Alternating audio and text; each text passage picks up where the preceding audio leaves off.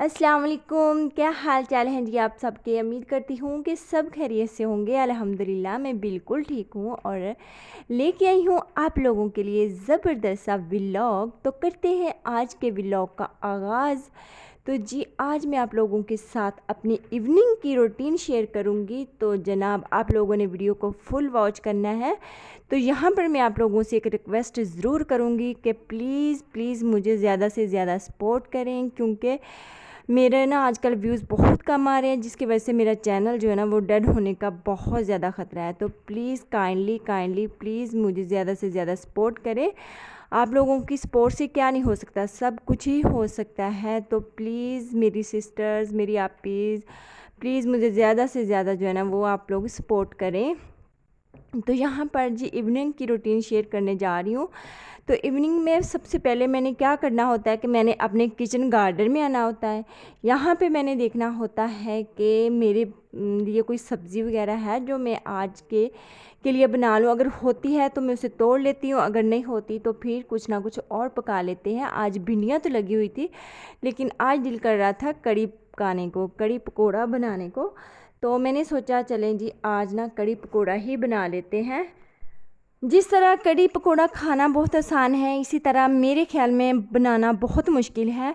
तो मुझे ना कड़ी बनाने मुझे खाना जो ना काफ़ी डिशेज़ ऐसी थी जो मुझे बनानी नहीं आती थी, क्योंकि माशाल्लाह से मेरी 3 भाभियाँ थी, यानी कि मैं 3 भाइयों की एक ही बहन हूँ और मुझे कभी मौका ही नहीं मिलता था खाना बनाने का।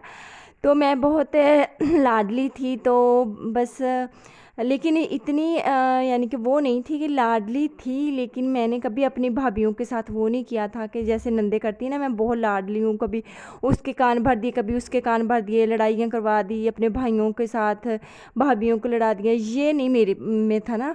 अल्हम्दुलिल्लाह मैं अपनी तारीफ़ नहीं कर रही, वो जैसे बनते हैं ना अपने मुंह मियाँ मिट्ठू बनना, वो नहीं है, बस वैसे मैं बात कर रही थी।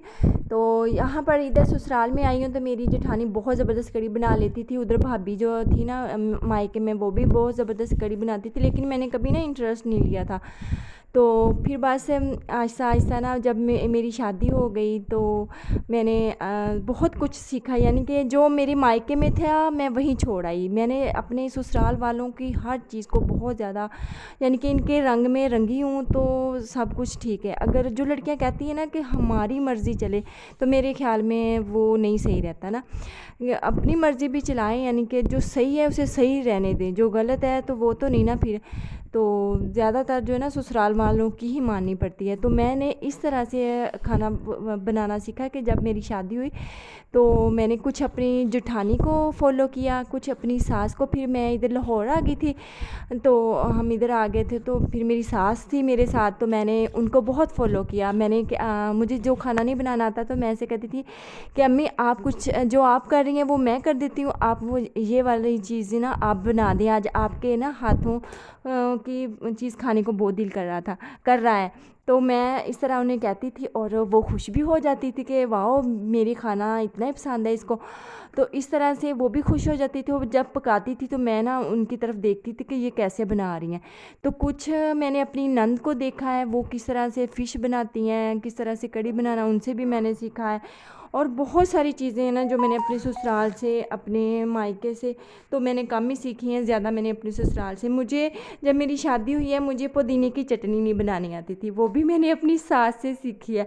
और यहाँ तक कि जब मेरी शादी नहीं हुई थी तो मेरी सास गई है हमारे घर में और मुझे कहती है कि मुझे ना दूध वाली लस्सी बना दो, जिसे हम आम रूटीन में कच्ची लस्सी कहते हैं।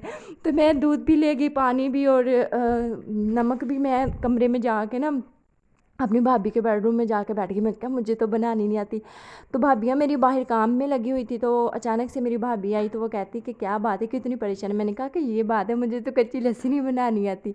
तो फिर उन्होंने बना के दी। कि यहाँ तक था कि मुझे कुछ नहीं करना था, लेकिन मेरी सास ने मुझे बहुत सपोर्ट किया है। यही बात है ना कि अगर हम बड़ों की बात का गुस्सा नहीं करेंगे तो वो भी हमें माँओं की तरह सिखाएंगे। जब हम उनकी बात का गुस्सा कर लेंगे, उन्हें यानी कि माँ ही नहीं समझेंगे, तो फिर वो भी तो सास बन के दिखाएगी ना। तो ये लड़कियां मुझे सुन रही हैं उनके लिए बहुत मोटिवेशनल ये स्टोरी है, बहुत मोटिवेशनल वीडियो है। तो एक फ़नी भी है और आप लोगों के लिए बहुत ज़्यादा मोटिवेशनल भी है। तो बस इसी तरह मैंने जो है ना आज मैं जो भी डिशेस बनाती हूँ, जो भी खाना बनाती हूँ, माशाल्लाह से बहुत ज़बरदस्त बनता है। तो इस तरह से मैं यानी कि अपने मायके में कोई इतना ख़ास नहीं सीख के आई थी, जो मैंने ससुराल में सीख लिया है। तो मैं जब अनमैरिड थी, मेरी इतनी ज़िम्मेदारियाँ भी नहीं थी, लेकिन अब माशाल्लाह से ज़िम्मेदारियाँ भी बहुत ज़्यादा है।